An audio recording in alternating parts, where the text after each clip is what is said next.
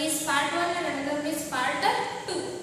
So here there are totally 6 sections: history, political science, sociology, geography, economic studies and business studies. So today we shall start with history's first lesson, that is advent of Europeans to India.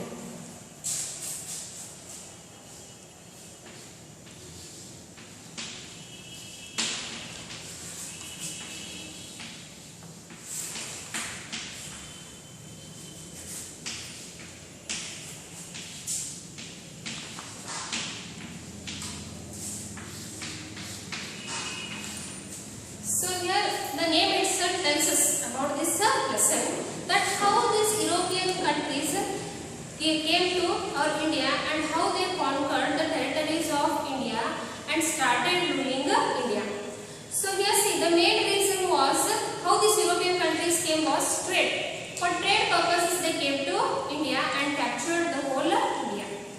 So here what all they had trade with India? So here first of all they had spices. For these spices to have trade, they came to India and slowly they started conquering the territories of India. So see here first, there were trade and commerce relationship between India and Europe since ancient times.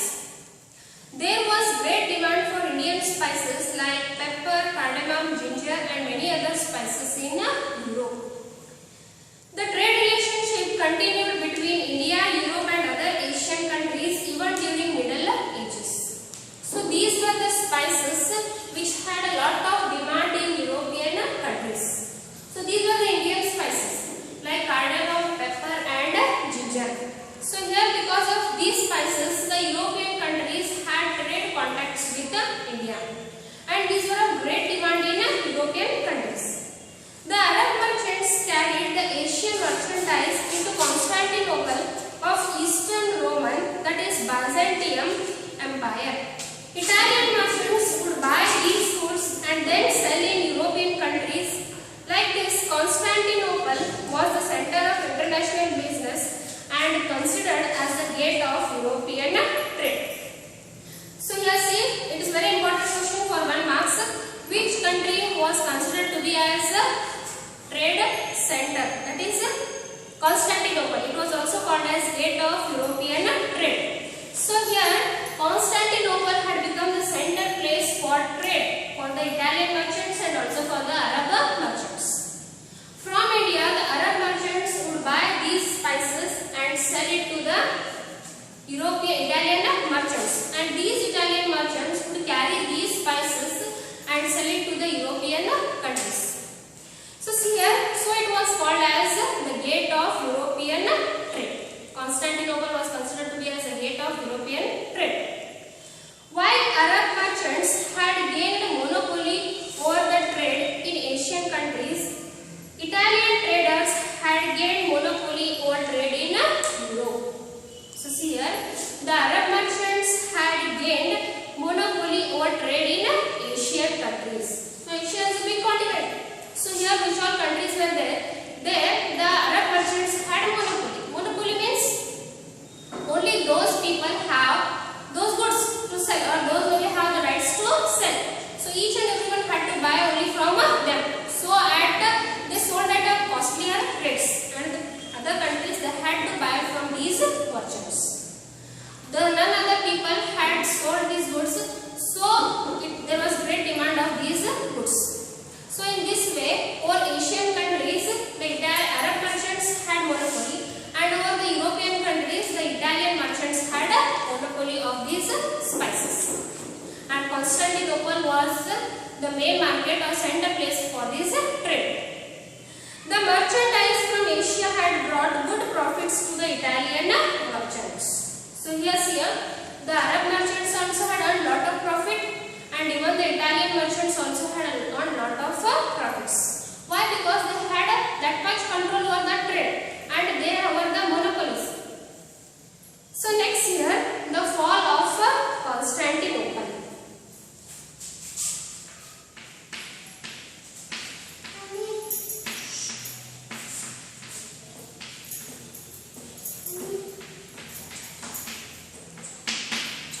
The fall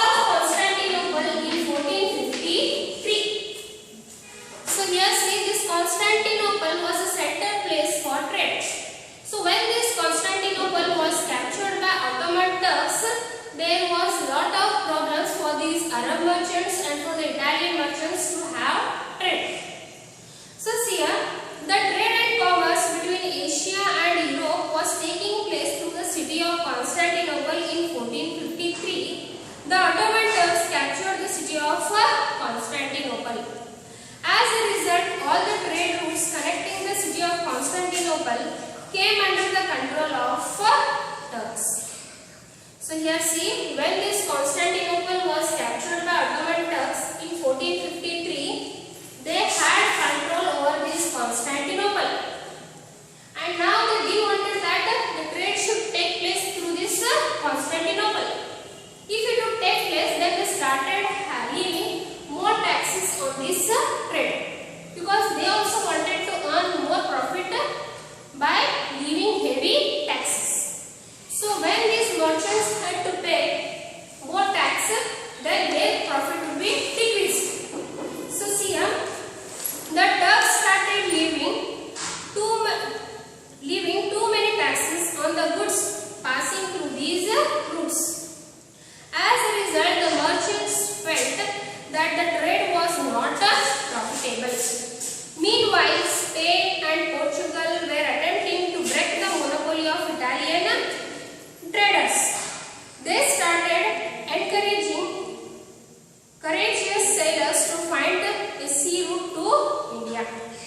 The invention of compass, astrolabes and gunpowder provided further impetus to this venture. So now see here, these European countries, they wanted to break the monopoly of the Italian merchants over this trade, like Spain and Portugal. So even they also wanted to sell these spices and earn more profit. So now what they started? They started encouraging their sailors. Spain and Portugal, in their countries, they started encouraging their sailors to find new sea routes to India. So other than this Constantinople, another sea route should be found to India, so that they also can have the trade to India. So to find these new sea routes, the inventions of gun, powder, compass, astrolabes helped the sailors to find a new sea route to India. So yes, here we came to know that due to this fall of Constantinople, the merchants faced a lot of problems, and due to this fall of Constantinople, the sailors, they started finding new sea routes. Now at last, a new sea route was found to India. So the first country which found a new sea route to India was the Portuguese country. It sent its sailor named Vasco da Gama. So he was the first person to find new sea route to India. So see here, a new sea route to India. Vasco da Gama, the Portuguese sailor who left Lisbon and reached Cape near Calicut on the east coast of India in 1498. By this, he was successful in discovering a new sea route to India. So see here, as I said you, the Portuguese were the first to find a new sea route to India. In Portuguese, the Vasco da Gama. Vasco da Gama, he left Lisbon and reached Cape, which is near Calicut. It is to the west coast of India. So there he reached in 1498 and found a new sea route to India. This route continued to be the route of trade between India and Europe for many years. Like this, Portuguese were the first to re-establish trade between India and Europe. Now once again this trade was re-established. Already it was established when the Italian merchants carried this trade through Constantinople. Now again it was re-established by the Portuguese. So see here, give attention to the words which I am stressing, give importance to that and read it. So here see, the Portuguese were again the first to re-establish the trade between India and Europe. How? By finding new sea route to India. So see here, know this, I will just read it out. In 1869, a huge canal was built in Egypt to connect the Red Sea and Mediterranean Sea, and it is called Suez Canal. Until the building of Suez Canal, the sea route discovered by Vasco da Gama was the route used for trade between India and Europe. The ships had to pass the Cape of Good Hope, the southernmost tip of Africa, to reach India. The distance between Mumbai and London to Cape of Good Hope is 10,800 nautical miles. 1 nautical mile is equal to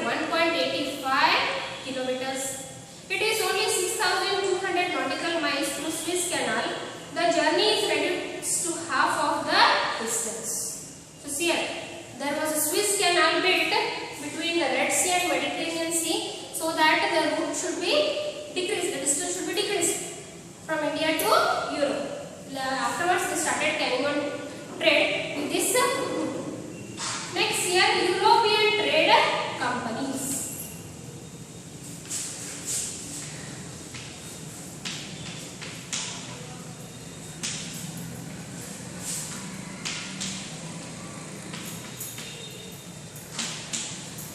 So here, there were many countries in Europe which wanted to have trade with India.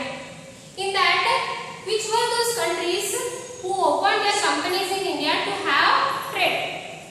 So here, with success of Portuguese, many Dutch, French and English arrived at India for trade.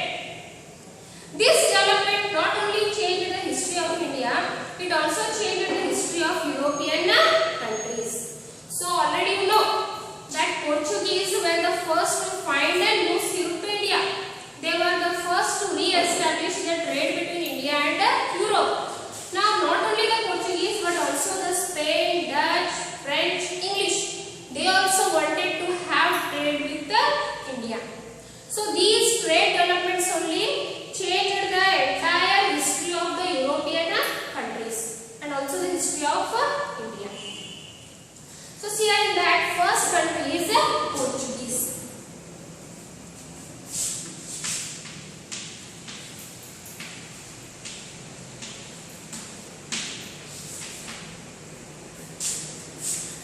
So see here, Portuguese were the first.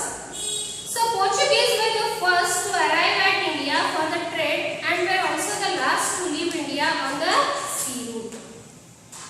After Vasco da Gama, Francisco de Almeida arrived in India as Viceroy of Portuguese. So already you know, in Portuguese who was the person to find sea route to India? Vasco da Gama. So this country was the first and also it was the last to leave India. That is after independence it was the last to leave India.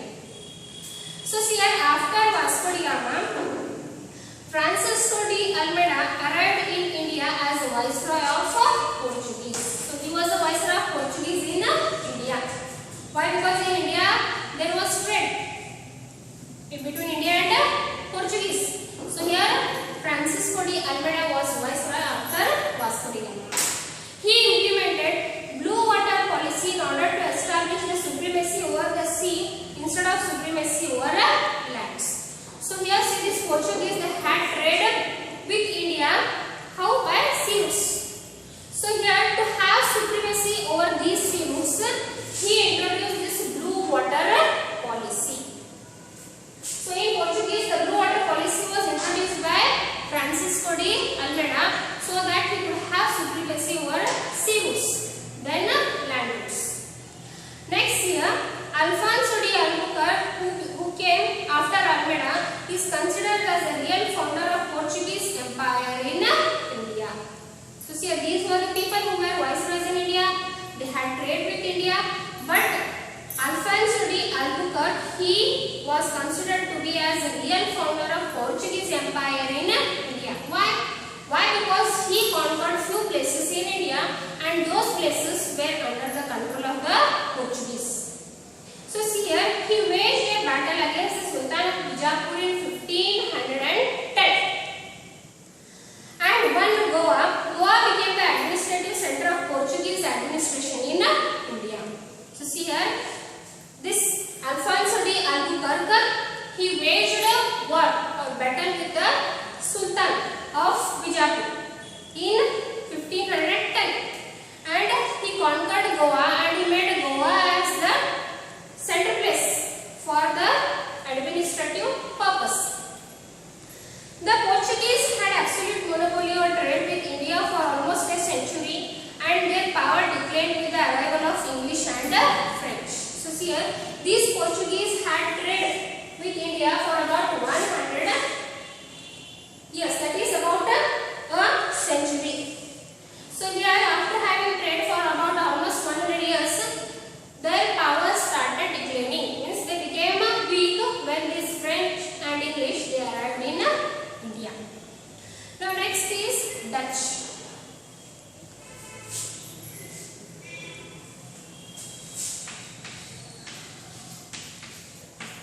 So after Portuguese, Dutch, they also had trade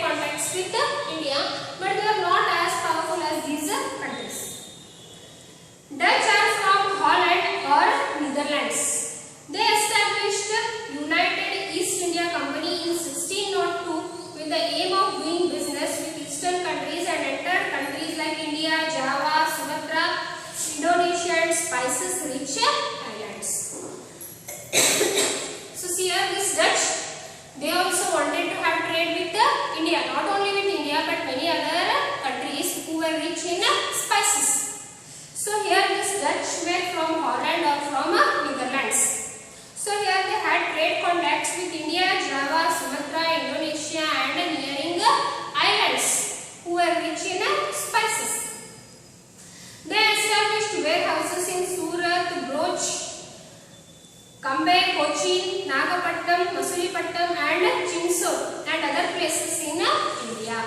So see here, they had all warehouses. Warehouses means where they kept their spices in large quantities so that they could have trade. So here in these all places they had their warehouses. With this they broke the monopoly of Portuguese in India. Later unable to face competition from English and French, Dutch limited themselves to spice-rich islands. So see here, after Dutch, the English and the French, they came to India, and French and English, they were more strong compared to Dutch. So here these Dutch, they limited their powers and they declined from India, and they had trade contacts only with the surrounding islands which were rich in spices. And after Dutch, English and French, they came to India and started having a trade. Now next here, know this. The warehouses were the places of storing merchandise. Huge walls were built around these warehouses to provide protection. As I said, these warehouses were the places used for storing merchandise goods, that is the spices, where they stored and they had a trade. Next here, English.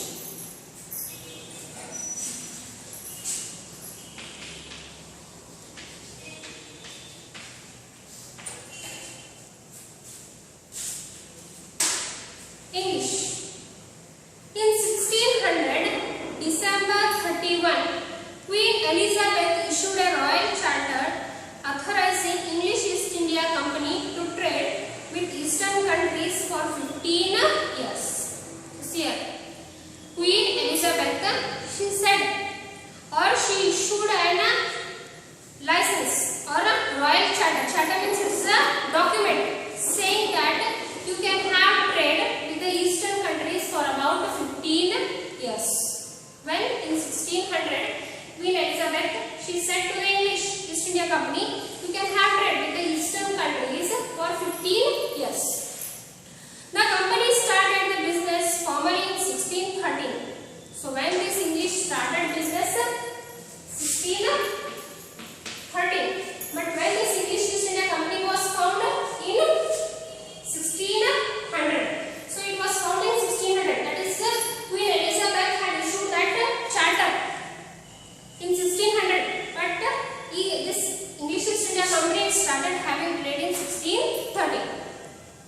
The Mughal Emperor Jahangir issued a royal permission to English to establish their first warehouse of factory at Surat. So see here, when this English they wanted to have trade, now the king or the Mughal Emperor Jahangir, he gave the permission that they can have trade with India, and now they started their first factory at Surat. In 1617, Sir Thomas Roe arrived at the court of Jahangir as the royal ambassador from the court of James I. So see here, in 1617, Sir Thomas Roe, he arrived to the court of Jahangir as a royal ambassador from the court of James I. So he came as an ambassador and he arrived. He came to the court of Jahangir to seek the permission. What permissions here? He sought permission from Jahangir to establish factories in other places of Mughal Empire. English established factories in Agra, Ahmedabad and Bhuj. So see here, Sir Thomas Roe, he came from the court of James I to the court of Jahangir. Why? Because he wanted permission to start factories in different places in India. So in these all places he started factories when he took permission from Mughal Emperor Jahangir. In which all places here? Agra, Ahmedabad and Bhuj in 16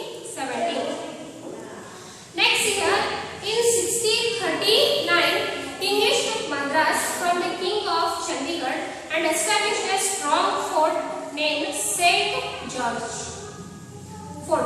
So see here, one by one, the English they started conquering the places. First of all, they started their warehouses, their factories, and next now they started capturing the places.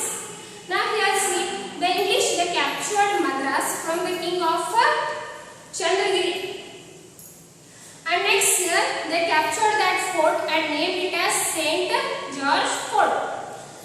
Later, Charles II, the Prince of England, gave Bombay as an annual rent of £10 a year to East India Company in 1668. So see here, this Bombay was also under the control of English. English means it was under the control of Charles II.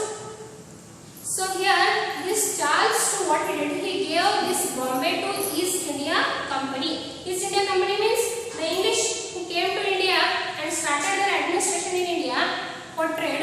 Those people or those whatever it was called, the administration system of English in India, it was called as East India Company. So this Charles II, he gave this Bombay at a rent of 10 pounds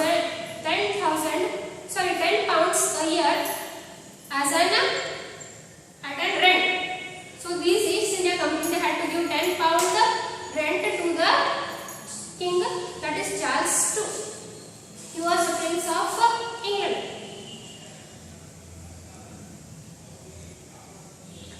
Next year in 1690, the English purchased these three villages, namely Supnauti, Kalikata and Govindpura on the banks of Hooghly River and built Fort William. See next, after having Bombay, after taking it as a rent, next they conquered or they purchased these three villages and they built a fort named Fort William.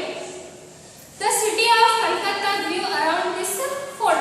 By 17th century, the English had established Bombay, Madras and Calcutta as the center of these presidencies. So see here, now they built this Fort William on the bank of the river Hooghly. Now see here, one by one, they started conquering the places and Bombay, Madras and Calcutta became these their centers of presidencies. Means they started having trade, the administration of these places was under their control. So here one by one they started capturing by 17th century. Next year, by the later part of 18th century, the English made Calcutta as their capital city.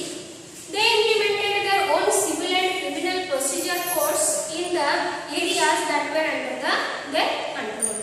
So see here, by 18th century, Calcutta, they made Calcutta as their capital.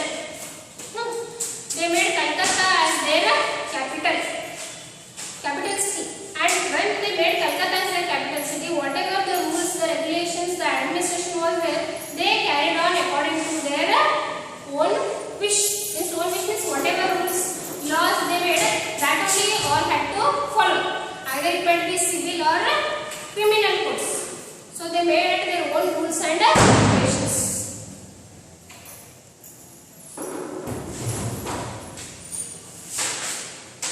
So today I will end by this, and tomorrow I will start with another country, that is the French, how they came to India.